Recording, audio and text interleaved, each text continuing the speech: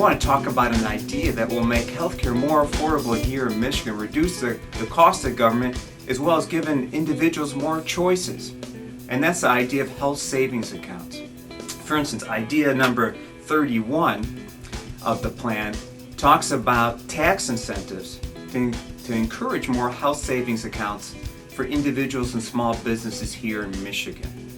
Another way that health savings accounts can be helpful is offering them to state employees to reduce what the state has to pay for health care insurance. A third way of using health savings accounts is to lower the costs amongst Medicaid populations by giving them health savings accounts and allowing them to keep the benefits if they use the Medicaid benefits in the right way.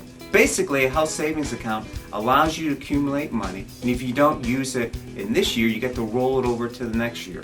And you can use that account to buy health care or to pay off deductibles. It's a great idea whose time has come.